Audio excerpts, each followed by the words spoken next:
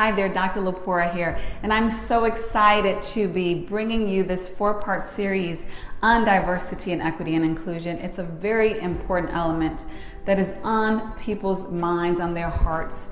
And so today we're specifically looking at a diversity, equity, and inclusion maturity model that I developed. And the reason why I thought this was so important is because a lot of organizations, a lot of top powerful leaders are really confused regarding how to approach diversity, equity, and inclusion, and they're a bit overwhelmed by the ocean. And even though individuals are powerful, are skilled, are smart, it does not mean that they know everything. And so specifically diversity and equity and inclusion, many of us are still learning in the industry. And so it's important for people to not be ashamed, but to be open to learning how to leverage D&I to better their organizations, to better their business, to better their teams and their people. So we're going to dive into this model so that you can see a real look, a real evolution of how your organization can grow, take that journey in maturing through D&I. So first and foremost, I want to talk about these 5 levels that you see. Basic, awareness, appreciate, integrate, and sustain. This is very important because what it suggests, what it implies, and what it directly says is that you have to make an evolution journey in order to optimally manifest D&I in an optimal way within your organization. I'm not going to read everything, but I do expect you to read all of this in order to absorb it all. But the essence that differentiates these levels is going from an organization that is more reactive, more based upon what they have to do, to actually being D&I.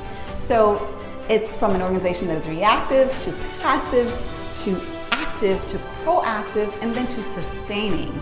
And so these all look very different. And so that intention of your organization, of the efforts, of the investments by your leaders, by the body, is what gets you migrating, what gets you evolving and upgrading through that journey. So what is important to understand is that basic level is one of compliance. It's that organization, we all know that organization is the traditional 80s organization that does what it has to do in order to not get sued, quite frankly, in order to increase liabilities. And so they're going to dot their I's regarding what those government regulations are, but that's where the buck stops because that is all they're interested in and that's what they see the requirement as being. You know, and then that next phase is awareness.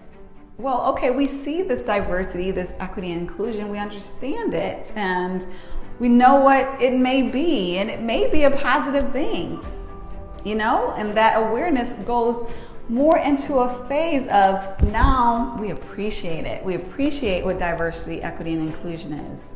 And not only do we appreciate it, but then that goes into we want to be engaged, we want to be active, we want to do something, you know, to basically manifest this great thing that is good for our bottom line, good for our business, good for our people. And then ultimately that inspiring level is sustaining. And that is when your organization culture represents D&I.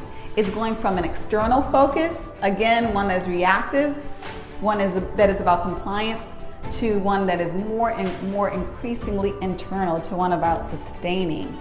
Another way to look at it, or another component of that maturity, is about investment. How much of investment of energy, of intention, and resources is toward an organization being diversified, equitable, and inclusive?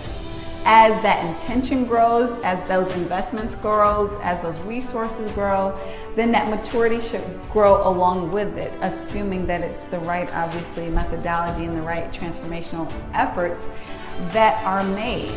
But at the end of the day, it is an approach that is from an external perspective reactive to one that may include bringing in external professionals and consultants, then to one graduating to internal resources, and then ultimately one that is diverse, one that is equitable, one that is inclusive. And that if you were to change that, you would change the organizational culture itself. Now, I will say most organizations are not at the sustain level. not even 3% within our country at least are at that sustained level. But you absolutely should aspire to that, because that's how you get there. Just like any other business goal that we have to aspire to it, we have to develop the plan, and then we have to apply our plan, our resources in order to get there. So I hope that helps. I hope that gives more information. If you find that it may be beneficial to anyone else, please share, and don't hesitate to reach out with any questions that you may have. Love discussing this, love helping organizations to do their best in the DE&I space, and I wish you all the best on your diversity, equity, and inclusion journey.